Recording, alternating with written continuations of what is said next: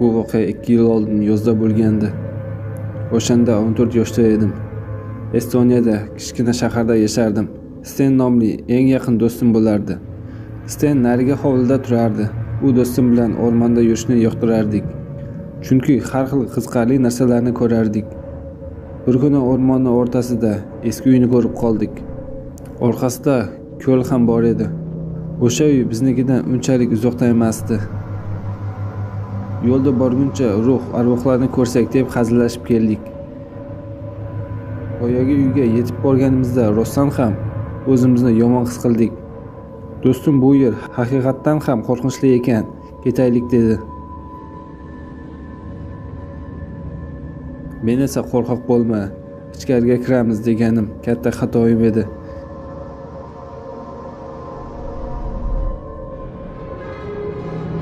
Uyning zinalari bo'lmagani sababli deraza orqali kirishga to'g'ri keldi.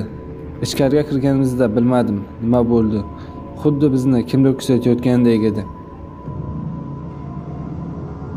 Ikkinchi qavatga ko'tarilganimizda hamma joylar toshlar bilan to'lgandi. Do'stim o'zini yomon his qila boshladi va ketishimiz kerakligini aytdi. Men unga "To'xta, hali tomga chiqmadik-ku" dedim. Muammo ham shu joydan boshlangandi.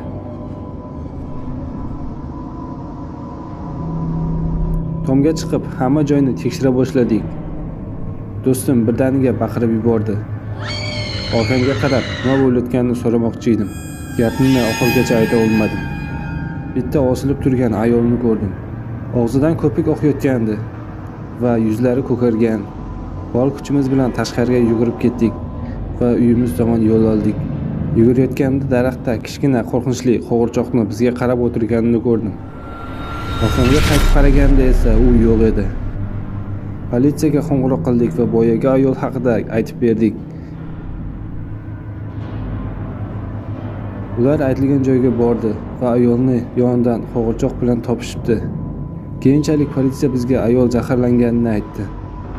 O'sha uy bo'lsa ancha eski, 1900-yillar qurilgan uy ekan. Ayol oilasini va o'zini zaharlagan jinoyatchi ekan va o'zi bilan qo'g'irchoqni qoldirgan.